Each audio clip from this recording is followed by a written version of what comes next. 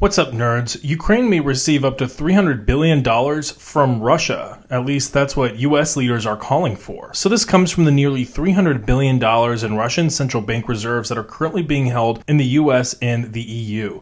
And we're going to talk about what this means and kind of what the different plans are between the US and EU, because they both have different ideas for what to do exactly with this money. And in either case, it's probably going to help Ukraine in some capacity. These assets have been frozen since the start of the war. However, they have continued to gain interest. So they have actually grown since the war began. Now, there's been debate on what to do with these assets since the war began. At the very beginning of the war, some of you might remember just what the conversation around the support for Ukraine was like. It was very risk adverse. There were a lot of things that were off the table. For example, F-16s, M1 Abrams, and ATACMS are weapon systems that were not on the table to go to Ukraine to help Ukraine fight and win this war at the start of the war. However, now we've seen those weapon systems make their way to Ukraine. Well, one of the other levers that the US and the EU have had in their arsenal to combat Russia and to really kind of punish Russia for this war revolves around the Russian foreign reserves held in the US and the EU.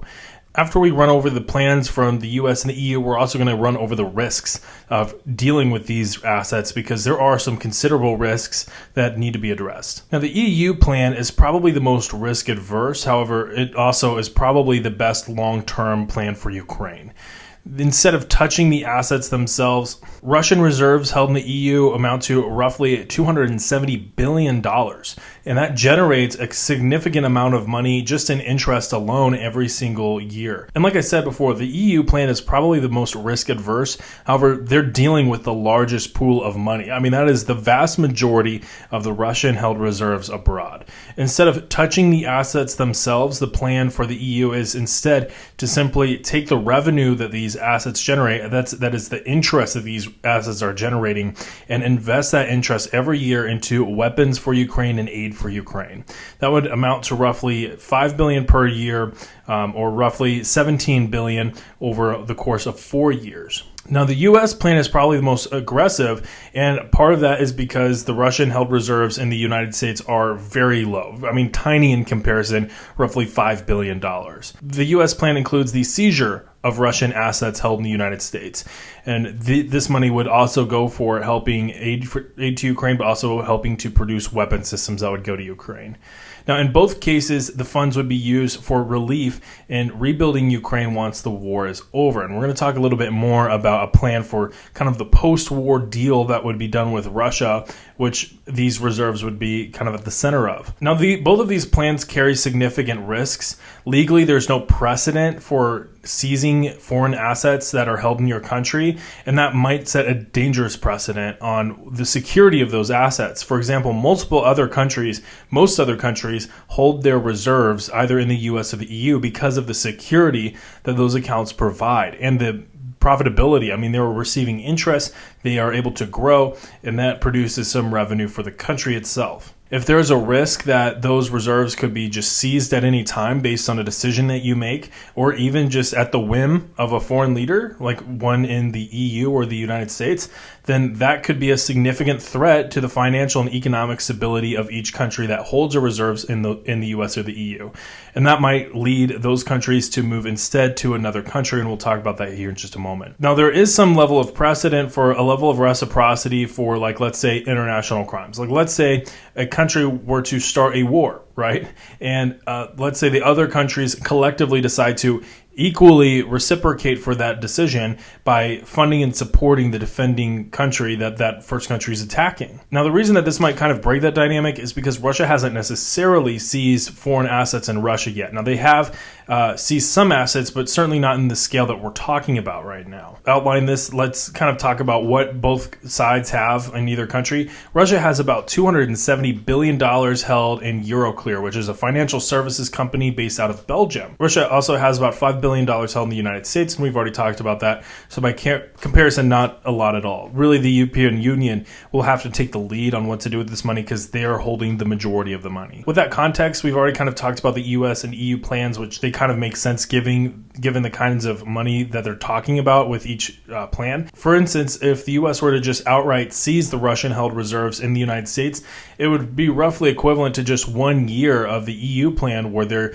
just taking the interest produced off of the Russian-held reserves. However, once the U.S. has seized that money, it's gone for good. There is no interest to be gained because there is no more money. Now, the U.S. can actually legally do this because President Biden just signed a bill that allows the president, with the notification of Congress, to seize foreign-held reserves held in the country. So this may actually be done before long. Now, like I said, if this happens and countries feel like the reserves that they're investing and placing in the United States or the EU, if they feel that those reserves are no longer safe or that they could be seized at any point, then they might move to another country like I mentioned, and that other country could very easily be China.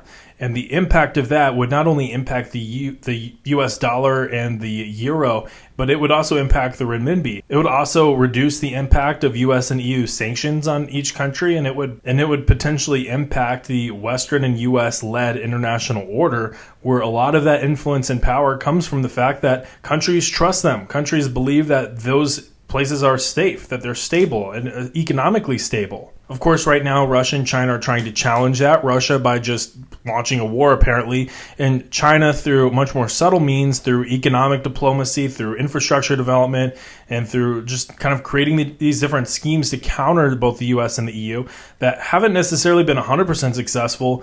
But again, I mean, if this were to happen, then that could be an opportunity for China to kind of pose itself as, look, we are a safe place to invest your foreign reserves. It will continue to gain interest, and we're not going to seize that money. So why not place your money here? And that might further widen that gap in trust between some of the other countries, like the countries in BRICS versus the countries in, like, let's say the EU. Of course, that's a bit more of a simplistic divide. It's way more complicated than that. That's just an example. Now, there's another risk of what Putin's response would be. We already talked about the Russian-held reserves in the US and the EU, but there are also US and EU assets that are held in Russia. For instance, after President Biden signed the bill to seize foreign assets, Russia seized over $500 million in JP Morgan assets held in Russia. Since the war began, Russia has also placed Western-held companies in Russia under temporary management, where they have Kremlin-approved leadership. And that's just part of the impact that Western companies have faced in Russia since the war began. Companies like McDonald's and different energy companies have completely closed down business in Russia. However, other companies like Nestle and Pepsi have continued business. And those companies are the ones that face really the bulk of the Russian retaliation should this happen. Russia claims that there's over $275 billion in US and EU assets in Russia. A lot of those are privately held companies that still have their infrastructure and still have their companies either operating or based in Russia right now that stayed and operated after the war began. And that kind of takes us back to the EU plan, where it's not to seize Russian assets, but instead to just take the interest or the profit that those assets produce.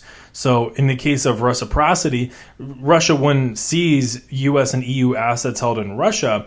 They would likely probably just retaliate by seizing the profits. Now, I mentioned that there's a key part that this money plays in the post-war plan for Ukraine, and that is that the money that's currently held in the EU, the foreign reserves, that's a lot of money. And the money that's going to be needed to invest it in Ukraine to help rebuild it once the war is over is quite significant.